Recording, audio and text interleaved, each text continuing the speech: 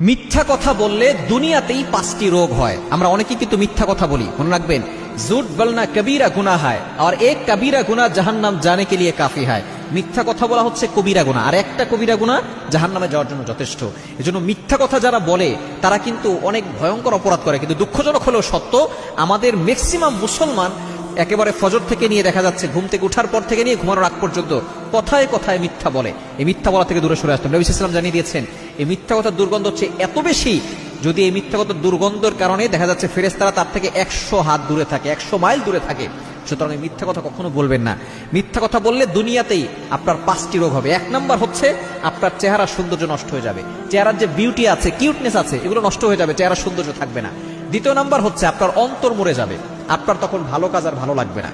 আপনার অন্তরে কলবের ভিতরে কালো দাগ পড়ে যাবে, তখন আপনার আজানের শব্দ ভালো লাগবে না, নামাজ পড়তে ভালো লাগবে না, আল্লাহর ইবাদত করতে আপনার কাছে বিরক্তকর মনে হবে, কোরআন তেলাওয়াত আপনার কাছে ভালো লাগবে না, অন্তর আপনার মরে যাবে, কলবটা এটা নষ্ট হয়ে যাবে। এজন্য মিথ্যা কথা বলা যাবে না।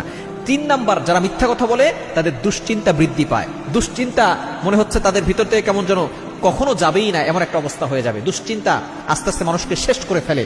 এই ডিপ্রেশনে যারা থাকে, ফার্স্ট্রেটেড পিপল যারা, তারা কিন্তু আস্তে আস্তে বড় ধরনের সমস্যার ভিতরে পড়ে যায়, স্ট্রোক করে ফেলে, হার্ট অ্যাটাক করে ফেলে। হার্ট অ্যাটাকের ঝুঁকি বাড়ে দুশ্চিন্তার কারণে। এজন্য যখন আপনি মিথ্যা কথা বলবেন, এই দুশ্চিন্তা বেড়ে যাবে। দুশ্চিন্তা বেড়ে গেলে কিন্তু আপনার সমস্যা হয়ে যাবে। এবং 4 নাম্বার হচ্ছে স্মৃতিশক্তি দুর্বল হয়ে যায়, আপনার স্মৃতিশক্তি আস্তে আস্তে দুর্বল হয়ে যাবে। এবং 5 নাম্বার হচ্ছে মানুষ আপনাকে বিশ্বাস করা বন্ধ করে দিবে, মানুষ আপনাকে সাহায্য করা বন্ধ করে দিবে। যখন আপনি মিথ্যা কথা বলবেন, মানুষের কাছে আপনি মিথ্যাবাদী হিসেবে এমনভাবে সকলের কাছে পরিচিত হবেন, আপনার কথা কেউ বিশ্বাস করবে না, আপনাকে কেউ সাহায্য করবে না, আল্লাহ আপনাকে সাহায্য করবে না। এজন্য আসুন, এই দুনিয়াতে এই শাস্তি থেকে বাঁচার জন্য, এই রোগগুলো থেকে বাঁচার জন্য আমরা মিথ্যা কথা বলে ছেড়ে দেই। কারণ যে ব্যক্তি মিথ্যা কথা বলা ছেড়ে দিবে, সে আল্লাহর ওলি হয়ে তারপরে কবরে যাবে। এজন্য যদি আল্লাহর বন্ধু হতে চান, মিথ্যা কথা বলা ছেড়ে দেন।